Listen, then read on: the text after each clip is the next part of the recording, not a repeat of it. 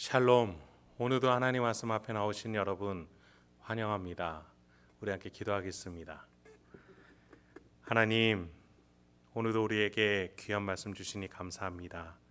이 말씀이 우리 심령 가운데에 역사할 수 있는 은혜, 깨달아지는 은혜, 기쁨과 확신으로 주어지는 은혜, 이 시간에 허락하여 주시고 그렇게 친히 우리의 영혼을 인도하여 주시옵소서.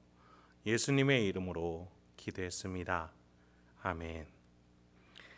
오늘 함께 살펴볼 말씀 사도행전 15장 12절에서 21절, 사도행전 15장 12절에서 21절까지 함께 살펴보도록 하겠습니다. 오늘도 성실하신 우리 아버지 하나님을 찬양합니다. 지난 시간에 우리는 바울과 바나바가 1차 전도 여행을 통해서 이방인들에게 믿음의 문이 열렸음을 보고하는 것을 보았고, 또 이것에 대해서 확증해주는 베드로의 설명까지를 보았습니다. 그러므로 말미암아 예루살렘 교회에서는 이 의견에 대해서 어떻게 접해하고 또 처리해야 될지에 대해서 의논하는 오늘 본문을 보게 됩니다. 이 본문을 통해서 이렇게 교회가 하나님의 역사를 어떻게 따라가는지 한번 같이 살펴볼 수 있는 저와 여러분들에게 소망합니다. 먼저 12절에서 14절입니다. 온 무리가 가만히 있어 바나바와 바울이 하나님께서 자기들로 말미암아 이방인 중에서 행하신 표적과 기사에 관하여 말하는 것을 듣더니 말을 마침에 야고보가 대답하여 이르되 형제들아 내 말을 들으라. 하나님이 처음으로 이방인 중에서 자기 이름을 위할 백성을 취하시려고 그들을 돌보신 것을 시므온이 말하였으니. 12절을 보니 온 무리가 가만히 있었다. 왜입니까? 그 전에 베드로가 이방인에게도 믿음의 문이 허락이 되었다라는 사실을 말했기 때문에 교회가 의견이 분분하기보다는 주장이 집중되고 있는 상황을 지금 설명해주고 있는 겁니다. 그렇습니다. 여러분, 교회는 하나님의 뜻으로 명확해져야 합니다. 하나님의 뜻이 없을 때 교회는 각자의 소견으로 말미암아 굉장히 불안해지기 마련입니다. 그래서 교회는 명확한 하나님의 뜻으로 깨어 있어야 할 줄 알아야겠습니다.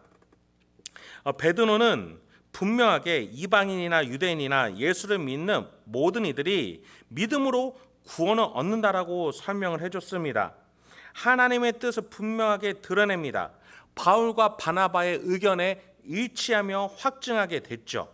이런 점에 있어서 그 당시 예루살렘 교회의 지도자격인 야고보, 예수님의 친동생 야고보가 리더로서 이 상황을 다시 한번 중재하게 됩니다.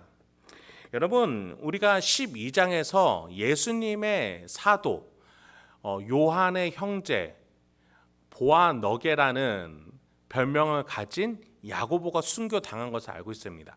여기서 등장한 야고보는 예수님의 친동생을 의미합니다.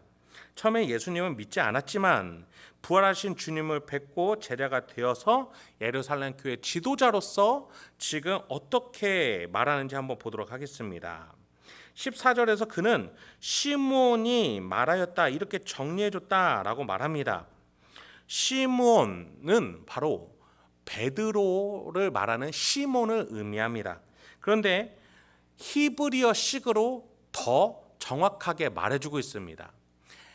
베드로는 헬라식 이름이고 시몬이 히브리어 말인데 시므온이라고 말한 것은 더 유대스럽게 말하고 있는 겁니다. 왜 야고보는 베드로라고 말하지 않고 시므온이라고 불렀을까요? 이방 선교를 말하는 데 있어서 이방인이 말한다면 조금 오해 소지가 있을 수 있으니 유대인이 이방인 선교에 대해서 적대적일 수 있지만 그것을 뛰어넘어 하나님의 뜻을 증거한 것에 대해서 야고보도 마음이 열려 있음을 깨닫게 되었음을 확증해 준다라고 볼 수 있겠습니다. 네, 지금 예루살렘 교회의 두 지도자 예수님의 친동생 야고보 그리고 베드로 그리고 안디옥 교회의 바울과 바나바 모두가 이방인 선교에 대해서 적극적인 하나님의 뜻이 있음을 증명해 주고 있는 것입니다. 이방인 선교의 정당성에 대해서 강조해 주고 있는 것이죠. 그는 뭐라고 말합니까? 15절에서 18절입니다. 선지자들의 말씀이 이와 일치하도다. 기록된 바 이후에 내가 돌아와서 다윗의 무너진 장막을 다시 지으며 또 그 허물어진 것을 다시 지어 일으키리니 이는 그 남은 사람들과 내 이름으로 일컬음을 받는 모든 이방인들로 주를 찾게 하려 함이라 하셨으니 즉 예로부터 이것을 알게 하시는 주의 말씀이라 함과 같으니라. 야고보는 아모스 선지자의 기록을 인용하면서 말해주고 있습니다. 이 이방인의 선교는 지금 잠깐 갑자기 일어난 일이 아니라 오래전부터 하나님의 계획이었고 뜻이었다라는 겁니다. 그것이 이루어지지 않아 다윗의 장막이 무너진 것처럼 되었지만 하나님께서는 그것을 다시 일으켜 세우십니다. 왜요? 이방인을 향한 믿음의 문제, 구원의 문제를 하나님은 여전히 갖고 계시기 때문입니다. 유대인들은 그것을 허물었지만 하나님은 그걸 포기하지 않으시고 계속 일하고 계셨다는 것입니다. 게다가 18절에 보니 이 일을 옛부터 듣게 한 자가 누구냐? 이전부터 그것을 알게 한 자가 누구냐? 나 여호와가 아니냐? 나 외에 다른 신은 없다라는 이사야 선지자의 말도 인용해주고 있습니다.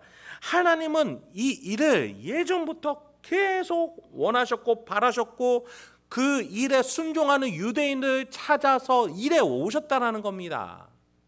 그리고 마침내 예수 그리스도를 통해서 그 문이 활짝 열렸고 예수의 제자를 통해서 확장해 나가고 있는 것이다라는 사실을 야고보는 구약을 예로 들어서 그것을 근거로 삼아 말해주고 있는 것이지요. 이것이 하나님의 뜻이라는 겁니다. 여러분, 이 얼마나 아름다운 모습입니까? 각자 자기의 소견에 옳은 대로 말하는 것이 아닙니다. 구약에서 하나님의 뜻으로 먼저 주어진 것들, 그 속에서 지금 우리가 앞으로 어떻게 나아가야 되는지를 정확하게 해석해 줄 줄 아는 것이 바로 영적 리더겠죠. 저와 여러분이 이 세상을 향해서 말씀으로 깨어서 왜 우리가 이렇게 살아야 되고 왜 이렇게 사랑하며 섬겨야 되는지 준비된 답변으로 말하며 우리 자녀들에게, 이웃들에게 어떻게 살아야 되는지 말할 수 있는 복음의 산 증인이 될 수 있는 저와 여러분이 되길 소망합니다. 마지막으로 19절부터 21절을 보도록 하겠습니다. 그러므로 내 의견에는 이방인 중에서 하나님께로 돌아오는 자들을 괴롭게 하지 말고 다만 우상의 더러운 것과 음행과 목매어 죽인 것과 피를 멀리 하라고 편지하는 것이 옳으니 이는 예로부터 각 성에서 모세를 전하는 자가 있어 안식일마다 회당에서 그 글을 읽음이라 하더라. 야고보가 그 후속 대책으로서 몇 가지 율법을 지켜야 될 것을 중재안으로 말합니다. 예수를 믿음으로써 구원이 완성된 것을 누리는 것이 합당하다라고 말한 기조와 조금 다른 것 같습니다. 예수만 믿어서 끝나는 게 아니라 몇 가지 율법을 지키라라고 왜 야고보는 말한 것일까요? 20절에 보니 우상의 더러운 것, 즉 우상에게 제물을 바친 고기들, 그리고 음행과 같이 온갖 더러운 결혼이란 제도 밖에서 이루어지는 또는 비인격적인 성행위들을 말합니다. 또 목매어 죽인 것과 피를 멀리하는 것, 그것들에 대해서는 금하여야 된다라고 말하고 있는데 율법을 지키라는 말입니까? 지킬 거면 다 지켜야지 왜 또 이것만 지킵니까? 지금 야고보가 말하는 것은 유대인과 이방인이 함께 어우러져 한 지체가 되는 데 있어서 유대인들에게는 아직 시간의 여유가 필요하다. 이런 필수적으로 율법에서 반드시 금하고 있는 것들이 이방인들 입장에서 아무렇지도 않을지라도 유대인을 사랑하는 마음으로 이런 것들을 좀 절제하라라는 권면을 하고 있는 것입니다.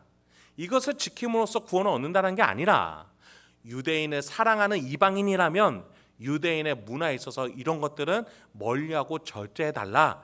즉 교회의 하나됨을 위해서 이런 것들을 깨지 말아달라라고 최소한의 조치로서 말해주고 있는 것이지요.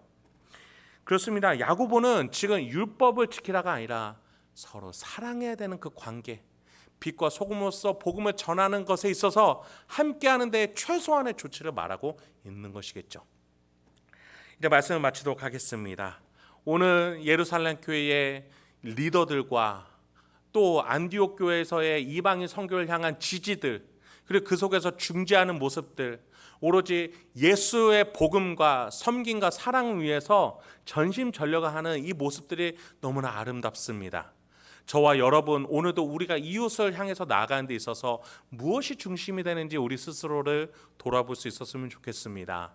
우리가 우리의 허례의식과 잘못된 신앙관념과 신앙 전통을 내려놓고 오로지 사랑함과 섬기고자 하는 열정으로 우리의 가정과 직장과 이웃, 이곳을 향해서 예수의 복음, 그 사랑과 섬김을 가지고 나아갈 수 있는, 또 믿음의 용기를 가지고 뛰어나갈 수 있는 저와 여러분이 되길 소망합니다. 이번 한 주 오늘 하루도 그렇게 하나님과 동행하시는 저와 여러분이 되길 소망합니다. 함께 기도하겠습니다. 하나님, 오늘도 우리에게 귀한 말씀을 주시니 감사합니다. 이 말씀을 통해서 내가 오늘도 어떻게, 또 어떤 태도로, 어떠한 판단과 결정과 사고방식을 가지고 살아야 되는지 지혜와 용기와 확신을 주시옵소서.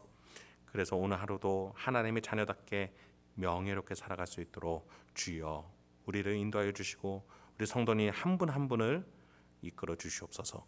예수님의 이름으로 기도했습니다. 아멘.